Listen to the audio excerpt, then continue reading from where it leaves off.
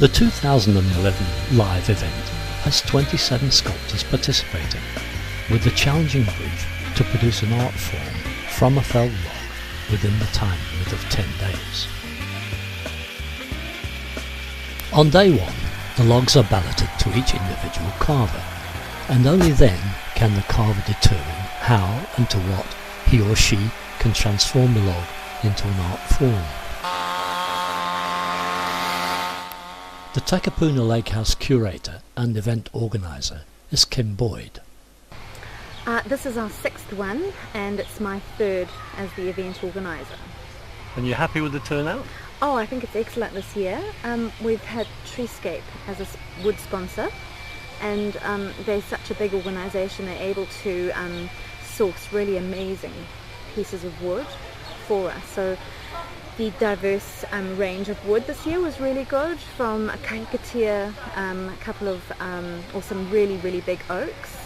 In fact, the big oak that fell down in Parnell Road on those houses came to us. So no, they've been fantastic, and we've got 27 artists this year, so it's a few more than 2 years ago.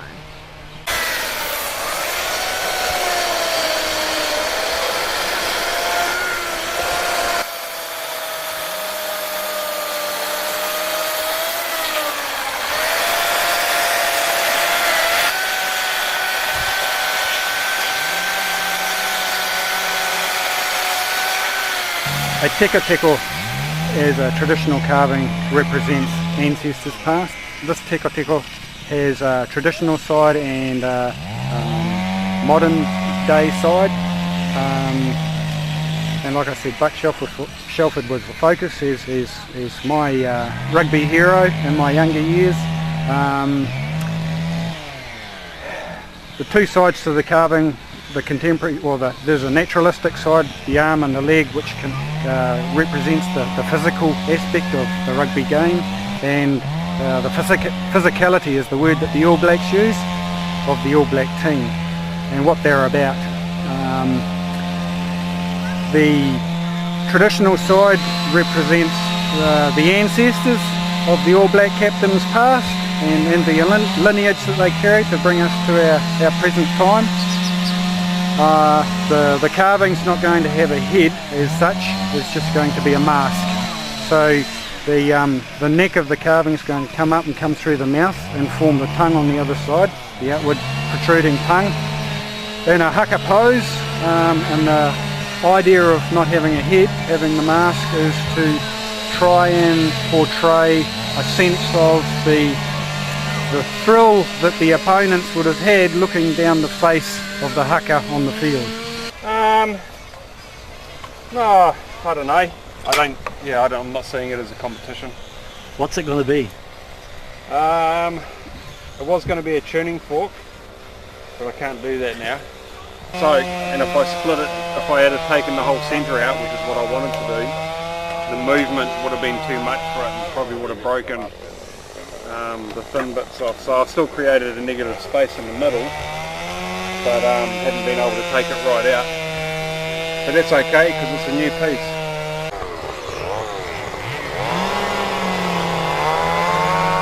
This form here is the female form. I'll have a limestone head on top, made out of Hiranui stone. Here's the second form, the male form. So here's his back, his sort of buttocks, and the same thing. He'll have a stone head, and this piece here will probably have some kind of form like this. So it's be like they're standing around the fire. So that's the plan. Nice piece of Makakapa.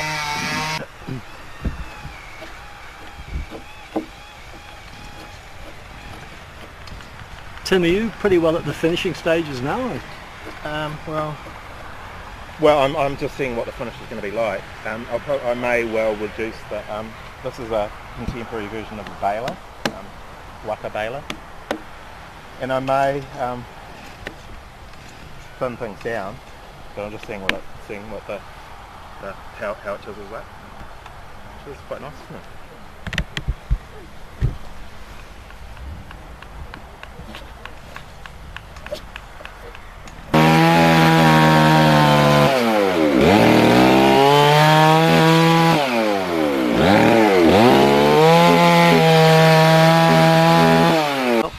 It's pretty obvious to me that's the sort of Chase Lounge. Any idea what it weighs? Oh, I got it down to about a tonne now. From Okay. about 4 tonnes.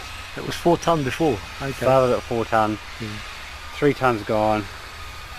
Now the fun starts. Are you going to do any sort of elaborate carving on it, or? No, I'll keep it simple. Yeah. Yeah. No, I was tempted to go that way, but I think there's enough people going in that direction here. I might just go pretty kind of straight and clean and just a simple form. Where would you envisage a thing like this ending up? Do you want the official version or the truth? The official version. The official version? I really don't know. Oh, hopefully someone will like it. You know, it's art. I think it's great to live with art. To actually live with it, you know, for it to be part of your life, not a spectator sport. So.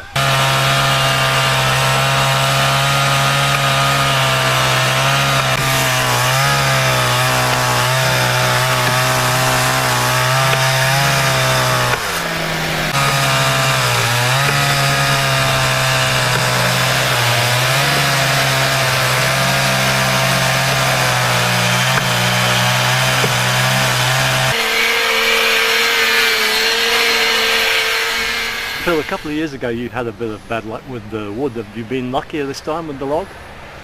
Yes, very lucky. I had a list of 15 logs prioritised, and I got mine out of the first 10, and it was my third choice, if you understand that. John, there's been a bit of trouble with some of the woods just recently. I know Peter over there, he's had nails in his, and Paul's got a split in his chair, and you've had a bit of a split in this one too, haven't you? I have, yeah. I had a beautiful big split right through here. In fact, you could hold it open, you could ply it open yesterday. And so I opened it up, put a whole lot of resin, epoxy resin in, then I put 5 dowels down through the centre here, full of resin as well. And, so now it is as strong as a piece of steel. So it's going to hold together? I think so. Yeah, I've shortened his nose back a little bit. Kept on changing those feet. Ron, she's looking a lot more like a cat now. Are you going to put any more detail in the face? I will do. I'll refine it quite a lot. And I haven't decided yet whether it's a domestic cat or a panther. So it'll be one of those. Looks like he's ready to pounce, or she's ready to pounce anyway. Yes, yeah, that's the idea. It's, because there wasn't enough wood to have it standing up, I decided to make it crouch down where it is straight. Are you happy with the piece of wood you got? It's a beautiful piece of wood. It's quite hard.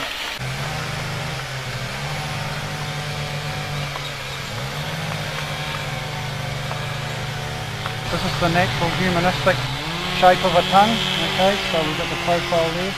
And this is a teko type tongue. I've got to take the inside out so that I can see the chin and lift the chin off the chest just to give it a little bit more form. So you'll be able to see through behind the tongue? Yes, yeah, right through.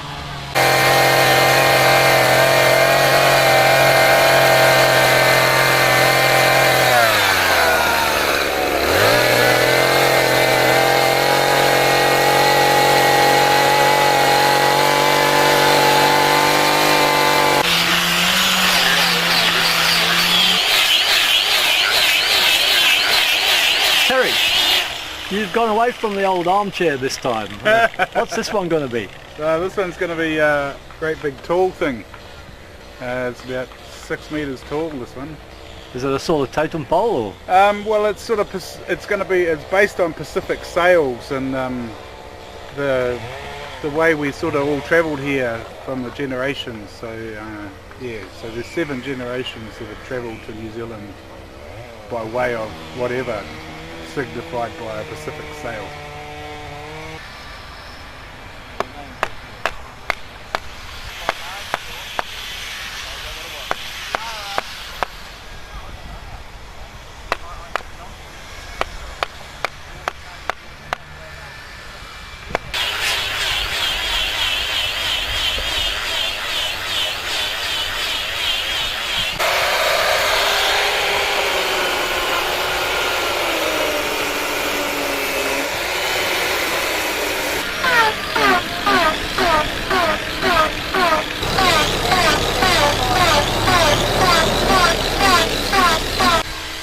Now Will, I see you've got a concept drawing over there. Now which came first, the concept drawing or the log? I sort of had some concepts when I came down, but because the logs were balloted, it was log first and then the concept. So you have to do a bit of a drawing afterwards, eh? Yeah, once you know what the wood's like, and then sort of, and I learnt some stuff from the older guys, the other guys that had done it before, that kind of influenced the design, like the weight of the piece. I've hollowed it out to keep it light so it can be moved a little bit easy. Yeah. What are you going to call it? Oh, yeah. I haven't come up with a name yet. That's usually the last thing though. Once the piece is finished, I'll find a name for it.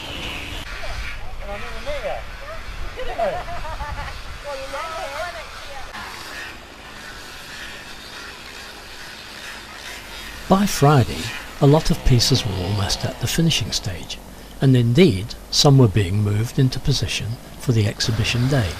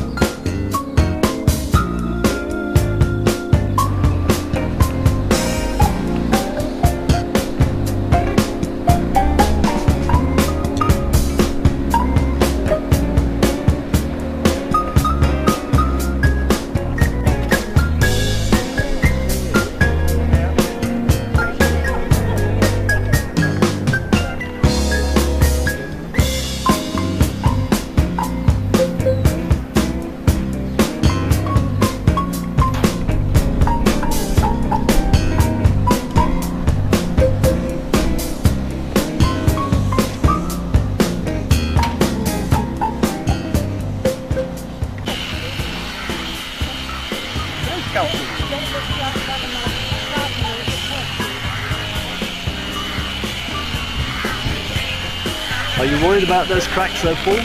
Oh, it's wood. We have solutions.